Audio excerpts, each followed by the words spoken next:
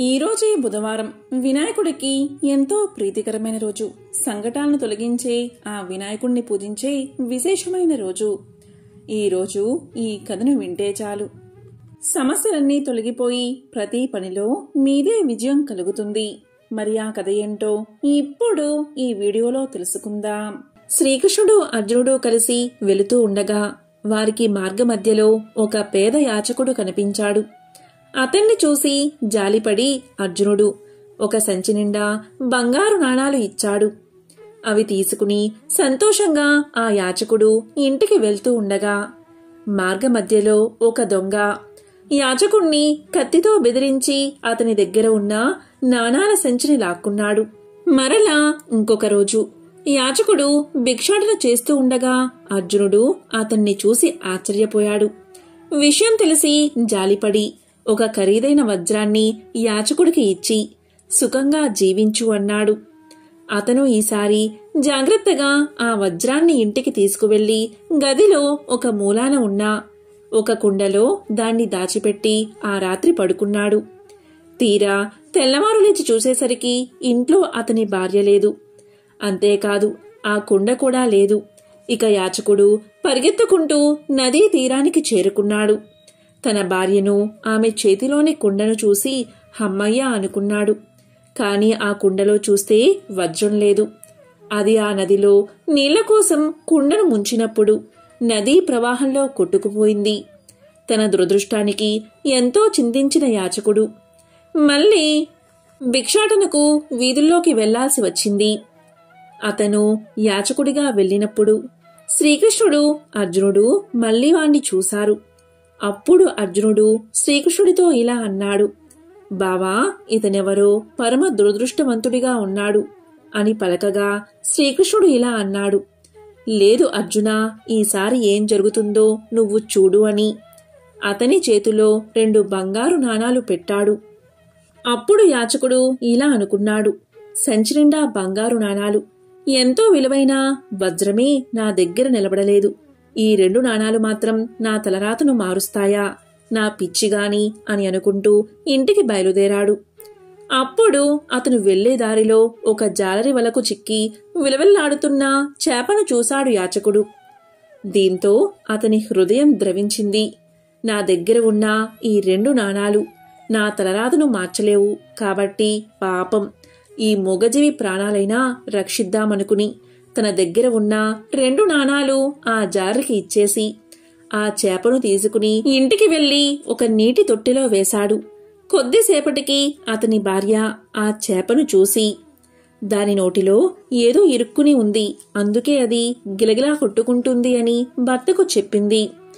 దీంతో ఇద్దరూ కలిసి ఆ చేప నోరు తెరవగా నదిలో పోగొట్టుకున్న ఆ వజ్రం చేప నోట్లో కనిపించగానే యాచకుడు ఆనందంతో దొరికింది, చిక్కింది, నా చేతికి చిక్కింది అని గావుకేకలు పెట్టాడు. ఆ సమయంలో అతని ఇంట్లో దాక్కున్న దొంగ భయంతో తన్నే కనిపెట్టారని వణికిపోయాడు. ఆ దొంగ అతని వద్దకు వచ్చి, నీకు దండం పెడతాను, నీ బంగారు నాణాల సంచి నీవే తీసుకో, నన్ను మాత్రం రాజభటులకు పట్టివ్వద్దు అని బ్రతిమాలాడాడు. ఇదంతా చూసి ఆ దంపతులు ఆశ్చర్యపోయారు. పోగొట్టుకున్న 2 విలువైన వస్తువులు తమకు చేరాయని ఎంతగానో సంతోషించారు. వెంటనే వెళ్లి ఈ విషయాన్ని శ్రీకృష్ణుడు అర్జునుడికి చెప్పాడు. కృష్ణ, నేను ఎంతో అమూల్యమైన బంగారు నాణాల సంచి, వజ్రం కూడా ఇచ్చినా అతని దశ తిరగలేదు. కాని నీవిచ్చిన 2 నాణాలు అతని జీవితాన్ని మలుపు తిప్పాయి. ఇది ఎలా సాధ్యం అని ప్రశ్నించాడు అర్జునుడు. అందుకు శ్రీకృష్ణుడు ఇలా అన్నాడు, అర్జునా, అతని వద్ద బంగారం, వజ్రం ఉన్నప్పుడు అతను తన అవసరాల గురించి మాత్రమే ఆలోచించాడు. ఇక 2 నాణాలు ఉన్నప్పుడు మరో జీవి యొక్క మంచి చెడు, కష్ట సుఖాల గురించి ఆలోచించాడు. నిజానికది భగవంతుడి పని. అతడు దేవుడి పనిని పంచుకున్నాడు, కాబట్టి అతని కష్టాలను నేను పంచుకున్నాను. ఇదే విషయమన్నాడు శ్రీకృష్ణుడు. కాబట్టి స్వార్థంతో మనిషి ఉన్నప్పుడు ఏదీ కలిసిరాదు. ఎప్పుడైతే ఇతరుల గురించి ఆలోచిస్తారో అప్పుడే వారికి మంచి జరుగుతుంది. అత్రి మహర్షి బ్రహ్మ మానస పుత్రుడు. అత్రి మహర్షికి అనసూయ యందు, బ్రహ్మ శివ కేశవాంశలతో చంద్రుడు, దుర్వాసుడు, దత్తాత్రేయుడు అనే 3 కుమారులు జన్మించారు. చంద్రుడు బ్రహ్మాంశతో జన్మించాడు. చిన్నతనంలోనే చంద్రుడు దీక్షతో బ్రహ్మ గురించి తపస్సు చేశాడు. ఆ తపస్సుకు మెచ్చిన బ్రహ్మ చంద్రుణ్ణి లతలకు, వృక్షాలకు, ఔషధాలకు, నక్షత్రాలకు అధిపతిని చేశాడు. తరువాత చంద్రుడు రాజసూయ యాగం చేసి దక్షపుత్రికలను 27 మందిని వివాహం చేసుకున్నాడు. ఆ వయస్సులోనే చంద్రుడు దేవగురువైన బృహస్పతి దగ్గరకు శాస్త్ర జ్ఞానం కోసం విద్యాభ్యాసానికి వెళ్ళాడు. గురువును, గురుపత్నిని సేవిస్తూ చదువు సాధిస్తున్నాడు. ఒకనాడు గురువైన బృహస్పతి ఇంద్రుడి రాజధాని అయిన అమరావతికి యజ్ఞం చేయడానికి వెళ్ళాడు. బృహస్పతి భార్య తారకు అందగాడైన చంద్రుడిపై మోహం కలిగింది. ఆమె కవ్వింపు చర్యలకు యువకుడైన చంద్రుడు ఆకర్షితుడు అయ్యాడు. గురుపత్ని అని కూడా మరచిపోయి తార విలాసాలకు లొంగిపోయి ఆమెను ప్రియురాలుగా చేసుకున్నాడు. బృహస్పతికి భయపడి ఆమెను లేవదీసుకుని దూరంగా పారిపోయాడు. ఎవ్వరు చెప్పినా చంద్రుడు తారను వదిలిపెట్టలేదు. ఈ కారణంగా చంద్రుడికి బృహస్పతికి మధ్య శత్రుత్వం మొదలైనది. రాక్షసుల గురువైన శుక్రాచార్యునకు దేవతల గురువైన బృహస్పతితో సహజంగానే విరోధముంది. అందువల్ల శుక్రాచార్యులు, రాక్షస వీరులు కలిసి చంద్రుడి పక్షం చేరి బృహస్పతిని ఎదిరించారు. దేవేంద్రుడు దేవతలతో కలిసి బృహస్పతికి అండగా నిలిచాడు. తార విషయంగా 2 వర్గాల మధ్య పెద్ద యుద్ధమే జరిగింది. 2 పక్షాలలో చాలామంది మరణించారు. బృహస్పతి తండ్రి అయిన అంగీరసుడు ఈ సమస్యను ఎలా అయినా పరిష్కరించమని బ్రహ్మదేవుణ్ణి శరణు వేడుకున్నాడు. అప్పుడు బ్రహ్మదేవుడు వచ్చి చంద్రుణ్ణి మందలించి తారను బృహస్పతికి అప్పగించాడు. అప్పుడు బృహస్పతి తారతో ఇలా అన్నాడు: ఓ అపవిత్రురాలా, సిగ్గులేక వేసేలాగా అధర్మంగా ఆ చంద్రుడి వల్ల గర్భాన్ని తెచ్చుకున్నావు. ఆ గర్భం దించుకో అన్నాడు. అయినా తార వినకుండా చక్కటి బంగారు రంగుగల అందమైన బాలుణ్ణి ప్రసవించింది. ఆ శిశువు దివ్య తేజో విలాసుడై మోహనాకారంతో ఉన్నాడు. ఆ బాలుణ్ణి చూసిన తర్వాత బృహస్పతి, చంద్రుడు ఆ బిడ్డ నాది అంటే నాదని వాదులాడుకున్నారు. తగువు తీర్చడానికి వచ్చిన దేవతలు, మునులు ఈ విషయం తల్లి మాత్రమే చెప్పగలదని నిర్ణయించారు. అప్పుడు బ్రహ్మదేవుడు తారను ఒంటరిగా పిలిచి ఆ బాలుడి తండ్రి ఎవరో చెప్పమన్నాడు. దానికి తార సిగ్గుపడుతూ ఆ బాలుడు తనకు చంద్రుడి వల్ల పుట్టాడని తెలియచేసింది. అప్పుడు బ్రహ్మ ఆ బాలుడికి బుధుడు అని నామకరణం చేసి చంద్రుడికి అప్పగించాడు. కుమారుణ్ణి తన ఇంటికి తెచ్చుకున్న చంద్రుడి ఆనందానికి హద్దులు లేవు. ఆ బాలుణ్ణి తన భార్య అయిన రోహిణి చేతిలో పెట్టాడు. రోహిణి బుధుణ్ణి చాలా ప్రేమగా పెంచింది. బుధుడు చిన్నతనం నుంచి బుద్ధిమంతుడు అనే పేరు తెచ్చుకున్నాడు. పెరిగి పెద్దవాడై తపస్సు చేసి అధిక తేజోమూర్తి అయి గ్రహమండలంలో చోటు సంపాదించుకున్నాడు. సూర్య భగవానుడికి విశ్వకర్మ కుమార్తె సంజ్ఞ వల్ల వైవస్వతుడు జన్మించాడు. ఆయన 7వ మనువుగా ప్రసిద్ధుడు. వైవస్వత మనువుకి 9 కొడుకులు. వారు వివిధ భూమండలాలకు పరిపాలకులుగా నియమితులయ్యారు. వైవస్వతుడు మరలా భాగ్యవంతుడైన ఇంకొక పుత్ర సంతానం కోసం పుత్ర కామేష్టి యాగం చేశాడు. యాగం చేసేటప్పుడు మనువు భార్య రోతను ఆశ్రయించి కూతురు పుట్టేటట్లు చేయమని కోరి వ్రతాన్ని ఆచరించింది. హోత యజ్ఞకుండాన్ని సమీపించి కూతురు కలుగుగాక అని చెప్పి హవిస్సును సమర్పించాడు. హోత చేసిన ఈ చర్య వల్ల పుత్రునకు బదులుగా ఒక పుత్రిక జన్మించింది. ఆమె ఇలా: కొడుకు కావాలని యజ్ఞం చేస్తే కూతురు ఎందుకు పుట్టిందో తెలుసుకోవాలని మనువు వశిష్ఠుడి వద్దకు వెళ్లి అడిగాడు. వశిష్ఠుడు దివ్య దృష్టితో జరిగింది తెలుసుకున్నాడు. అప్పుడు వశిష్ఠుడు ఇలా చెప్పాడు: రాజా, హోత చేసిన తప్పు వల్ల ఇలా జరిగింది. అయినా నువ్వు విచారించకు, నేను పరిష్కారాన్ని ఆలోచిస్తాను అన్నాడు వశిష్ఠుడు. పూజ్యుడైన వశిష్ఠుడు మనువు కూతురు మగతనం కోసం ఏకాగ్ర చిత్తంతో శ్రీహరిని ప్రార్థించాడు. శ్రీహరి మెచ్చి ముని కోరిన వరాన్ని అనుగ్రహించాడు. ఆ కారణంగా ఇలా మగవాడిగా మారి సుద్యుమ్నుడు అనే పేరుతో పెరుగుతూ ఉంది. ఆ సుద్యుమ్నుడు రాజ్యాన్ని పరిపాలిస్తూ ఒకరోజు తన మంత్రులతో కలిసి కారడవికి వేటకు బయలుదేరాడు. క్రూర జంతువులు వేటాడుతూ ఉత్తర దిక్కుగా వెళ్లి మేరుపర్వతం దగ్గరున్న కుమారవనం చేరాడు సుద్యుమ్నుడు. ఆ కుమారవనంలో పార్వతీ పరమేశ్వరులు ఏకాంతంగా విహరిస్తూ ఉంటారు. ఆ వనంలో కాలు పెట్టగానే రాజు వెంట వచ్చిన వారందరూ స్త్రీలుగా మారిపోయారు. ఎందుకు అంటే పూర్వం శివుణ్ణి దర్శించాలి అనే కోరికతో కొందరు మునులు ఆ అడవిలో తిరుగుతూ కుమారవనంలోకి ప్రవేశించారు. ఆ సమయంలో శివుని ఒడిలో ఉన్న పార్వతీదేవి మునుల్ని చూసి సిగ్గుతో లేచి కూర్చుంది. దూరం నుంచి గమనించిన మునులు శివదర్శనానికి సరైన సమయం కాదని తలచి బదరికా వనానికి వెళ్లిపోయారు. తరువాత భగవంతుడైన పరమేశ్వరుడు తన ప్రియసఖి వేడుక కోసం ఈ కుమారవనంలోకి ఎవరు ప్రవేశించినా స్త్రీలుగా మారిపోవుగాక అని పలికాడు. ఆ కారణంగాని సుద్యుమ్నుడు తిరిగి స్త్రీగా మారిపోయాడు. ఈ విధంగా రాజకాంత అయిన సుద్యుమ్నుడు తాను స్త్రీ విలాసాలు కనపరుస్తూ తన చెలికత్తెలతో కలిసి దైవవశాత్తు చంద్రుడి కొడుకైన బుధుడి ఆశ్రమాన్ని చేరి అక్కడ విహరించసాగింది. రాజకుమార్తె చంద్రుడి కొడుకును చూసింది. బుధుడు కూడా ఆమెను చూశాడు. ఆమె తన అందంతో శృంగార చేష్టలతో బుధుణ్ణి ఆకర్షించి వలపించి పరిణయం చేసుకుంది. ఆ బుధ ఇలా దంపతులకు పురూరవుడు జన్మించాడు. పురూరవుడు అందచందాలలో మన్మధుడికి జయంతుడికి సాటైనవాడు. ధైర్యవంతుడు, దానశీలి, సప్తద్వీపాలను తన అధీనంలో ఉంచుకుని ఆదర్శప్రాయంగా పరిపాలిస్తున్నాడు. ఊర్వశి ఒక అప్సర కన్య, ఇంద్రసభలో నర్తకి. ఒకసారి నారదుని ద్వారా పురూరవుని సౌందర్యం గురించి ఊర్వశి విన్నది. కొన్నాళ్ల తర్వాత ఊర్వశి శాపవశాత్తు భూలోకానికి రావాల్సి వచ్చింది. పురూరవుడు ఉద్యానవనంలో విహరిస్తూ ఒకచోట సేద తీర్చుకుంటున్నాడు.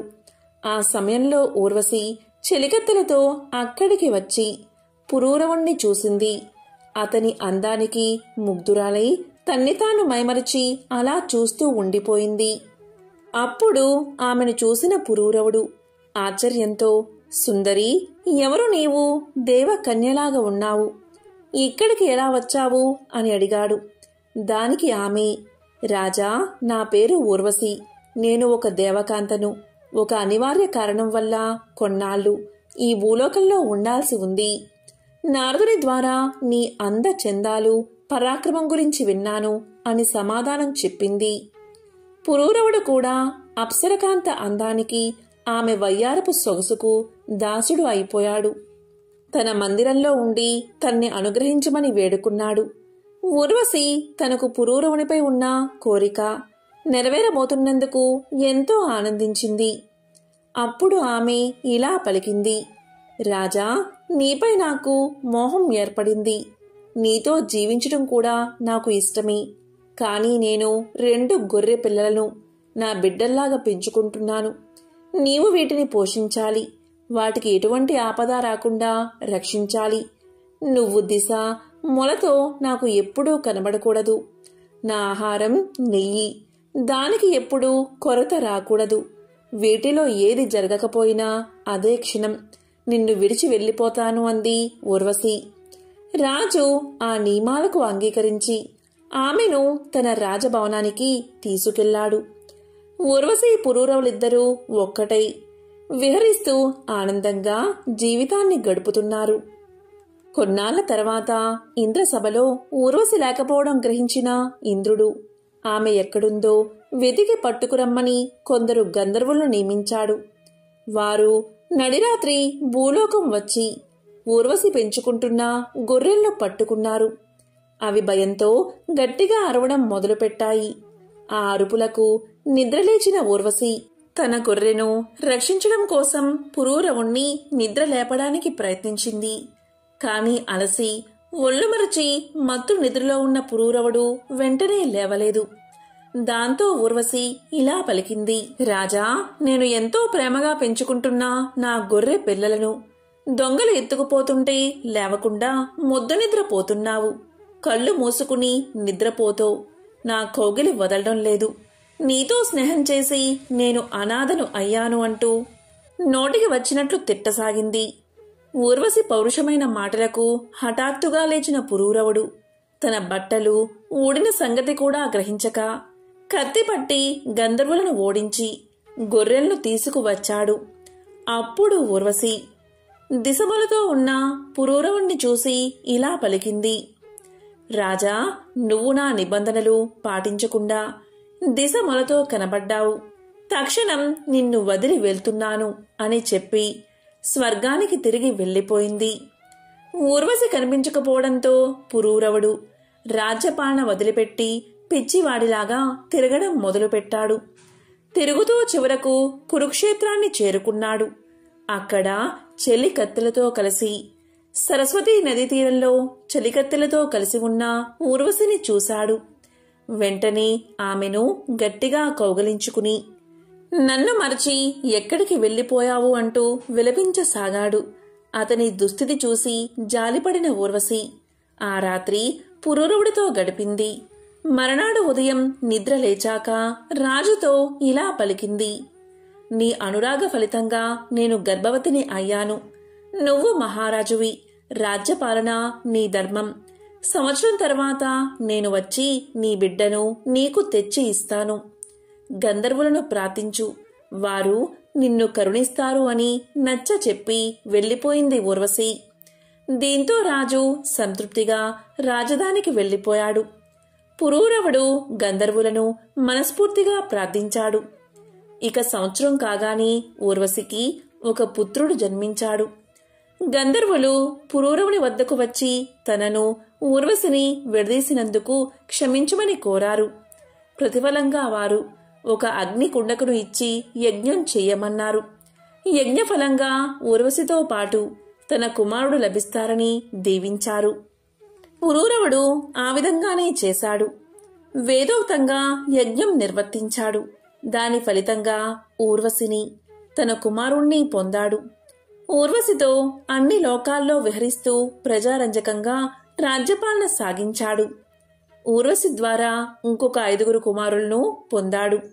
పురూరవుని కుమారులు ఆయువు, ధీమంతుడు, అమానసుడు, విశ్వావసుడు, శతాయువు, చిరాయు ద్వారా చంద్రవంశం వృద్ధి చెందింది.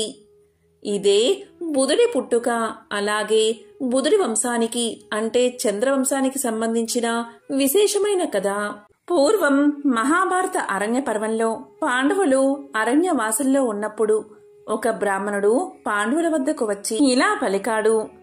చాలా కంగారు పడుతూ వచ్చి తాను అగ్నిని మదించే అరణి ఒక చెట్టు కొమ్మలో దాచరని, అప్పుడే వచ్చిన ఒక దుప్పి ఆ కొమ్మను రాజు కోనందున అరణి దాని కొమ్ముల్లో చిక్కుకుందని, ఆ తరువాత దుప్పి పారిపోతే దానితో పాటే తన అరణి కూడా దాని కొమ్ముల్లో చిక్కుకుపోవడం వల్ల దానితో పాటే పోయిందని, అది ఒక అరణ్యంలోకి ప్రవేశించి తనకు కనిపించకుండా పోయిందని, ఆ అరణి లేకపోతే తాను నిత్యమూ చేసే అగ్నిహోత్రాది కార్యాలను చెయ్యలేనని, కనుక తనకు తన అరణిని వెతికి తెచ్చి ఇప్పించాలని ప్రార్థించాడు బ్రాహ్మణుడు. ఇక ధర్మరాజు తన తమ్ములతో కలిసి వాడి బాణాలు సంధిస్తూ బ్రాహ్మణుడు చెప్పిన దిక్కువైపు దుప్పిని వెతకడానికి బయలుదేరాడు.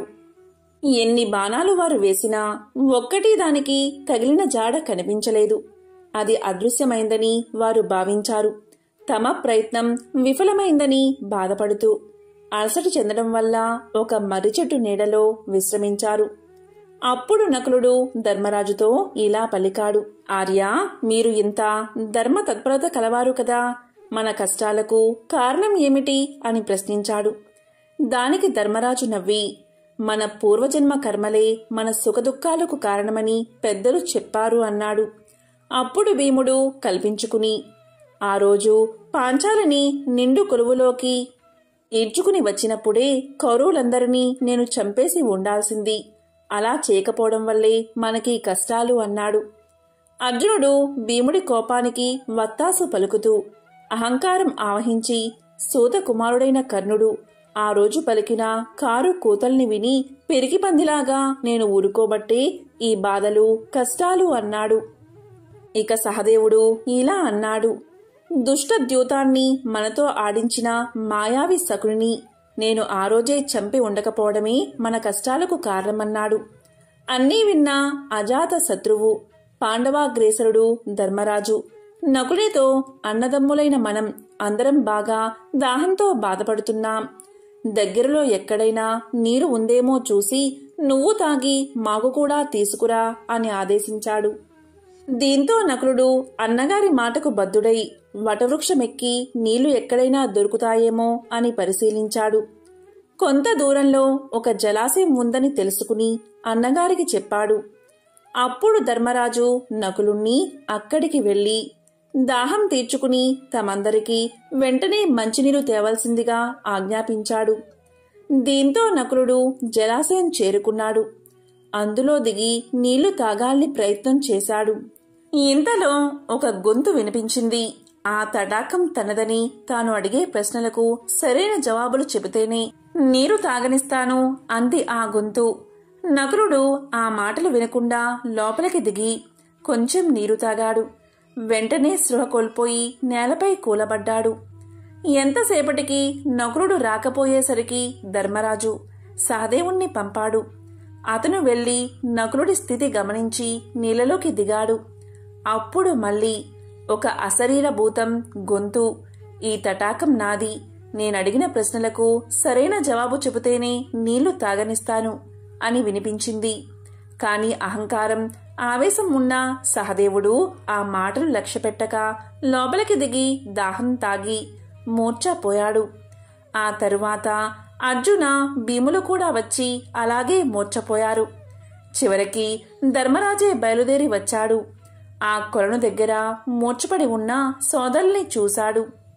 ఇతరులు ఎవ్వరూ వచ్చిన జాడలేదని గ్రహించాడు. ఇది దుర్యోధన మాయేమోని అనుకున్నాడు. సోదరుల ముఖాల్లో చైతన్యం తగ్గలేదు, చేతులు కాళ్లల్లో శోభ తగ్గలేదు అని గమనించాడు. ఇంకా వెంటాడుతుందని విచారించాడు.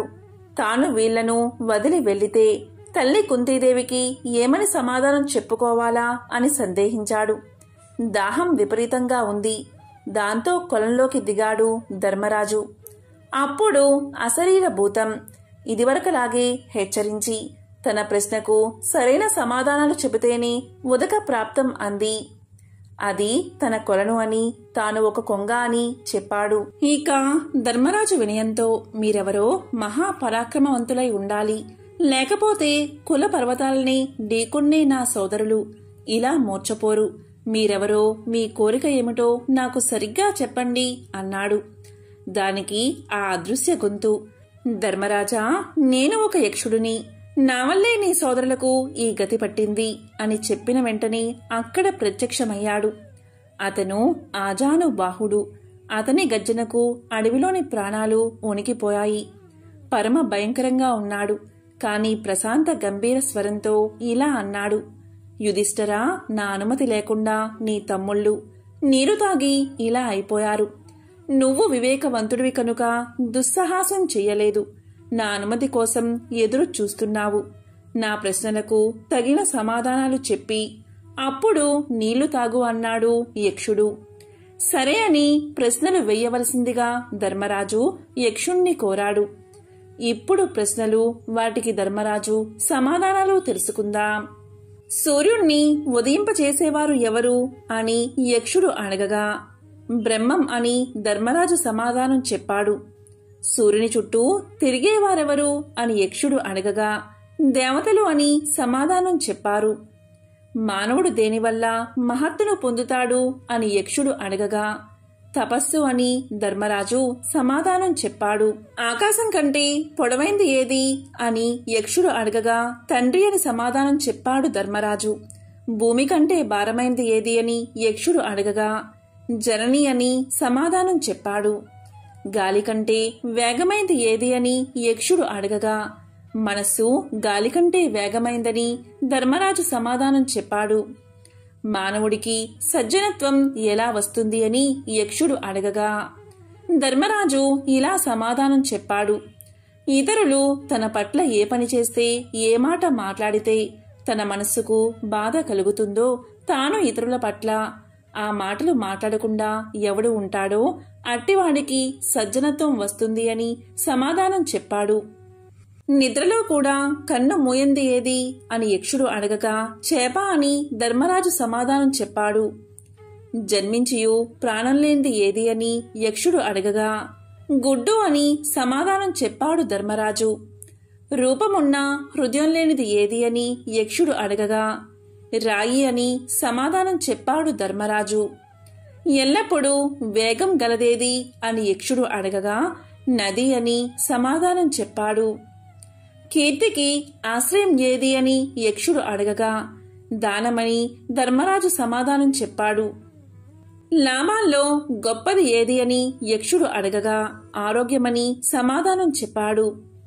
ఎల్లప్పుడూ తృప్తిగా పడి ఉండేది ఏది అని యక్షుడు అడగగా యాగకర్మ అని ధర్మరాజు సమాధానం చెప్పాడు. లోకాన్ని కప్పి ఉన్నది ఏది అని యక్షుడు అడగగా అజ్ఞానమని ధర్మరాజు సమాధానం చెప్పాడు.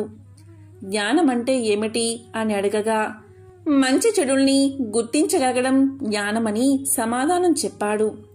దయ అంటే ఏమిటి అని యక్షుడు అడగగా ప్రాణులంటిని సుఖం కోరడం దయ అని సమాధానం చెప్పాడు. ఇలా యక్షుడు ధర్మరాజును అనేక ప్రశ్నలు వేశాడు. అన్ని ప్రశ్నలకు ధర్మరాజు సరైన సమాధానం చెప్పాడు. ఆ సమాధానాలు విన్న యక్షుడు నా ప్రశ్నలంటికి సరైన సమాధానాలు ఇచ్చావు, నాకు ఆశ్చర్యాన్ని కలిగించావు. నీ సోదరులలో ఒక్కరిని బతికిస్తాను, ఎవరిని జీవింపచెయ్యాలో నువ్వే చెప్పు అన్నాడు యక్షుడు. అప్పుడు ధర్మరాజు కొంచెంసేపు ఆలోచించి ఇలా చెప్పాడు. సుమున్నత బలశాలి అయిన నా సోదరుడు నకులుణ్ణి బతికించు మహానుభావా అని అన్నాడు. దానికి యక్షుడు భీమార్జునులు అత్యంత ధైర్య సాహసవంతులు, వారిని బతికించమని కోరుకోకుండా నకులుణ్ణి ఎందుకు ఎంచుకున్నావు అని అడిగాడు. దానికి ధర్మరాజు యక్షీశ్వర, మా తండ్రి పాండురాజు గారికి కుంతి, మాద్రి అని 2 భార్యలు.